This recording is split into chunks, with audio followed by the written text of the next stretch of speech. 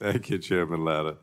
And it's good to see Chairman Greg Walden here today. Good to see you.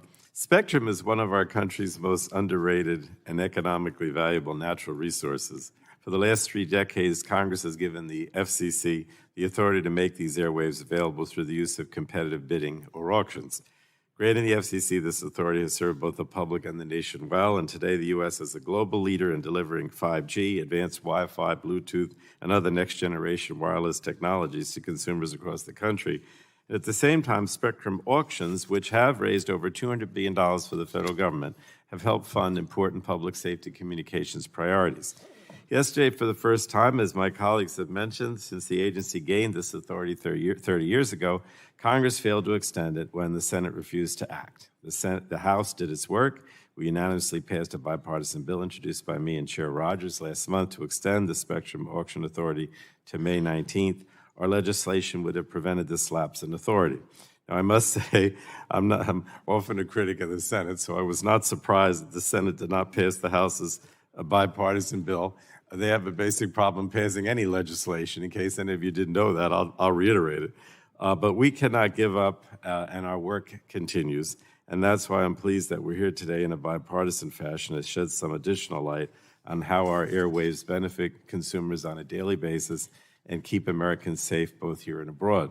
Now, some Americans may not know that wireless calls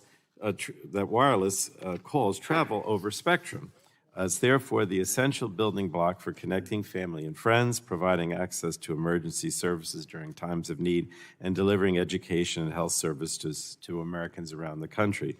Without spectrum, we would not have wireless emergency alerts, the app economy, smartphones, messaging services, the Internet of Things, drones, and so many other things. Many of these technological advancements were developed by American innovators because the U.S. was on the cutting edge, pushing the limits on how spectrum could be used in new and exciting ways.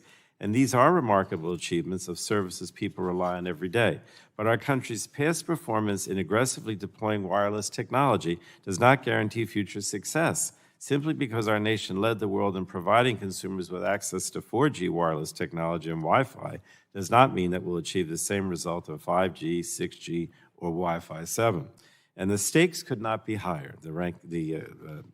Chairwoman Rogers mentioned this, the failure to replenish the commercial spectrum pipeline and extend the FCC auction authority risks our nation falling behind our counterparts across the globe, particularly China.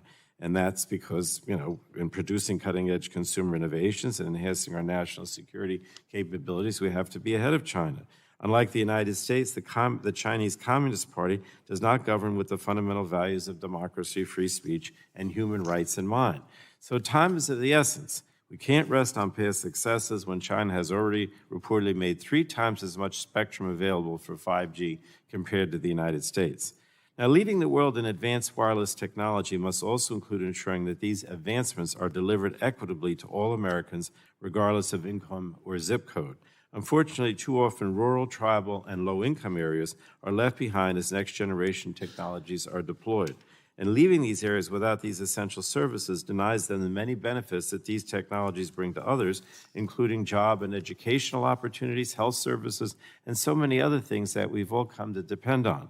Fortunately, programs like the Affordable Connectivity Program that was established in the Bipartisan Infrastructure Law are helping connect these communities and the families living in them. The Affordable Connectivity Program has been incredibly successful since it was rolled out, connecting nearly 17 million families to high-quality and affordable broadband. In fact, every single member on this subcommittee on both sides of the aisle represents thousands of families that are benefiting from this program today. And this is especially important to highlight given that low-income families are more likely to rely on a smartphone and a mobile plan than a home broadband subscription. So I look forward to hearing from our witnesses. Obviously, we have a lot to do. And with that, I yield back, Mr. Chairman, the balance of my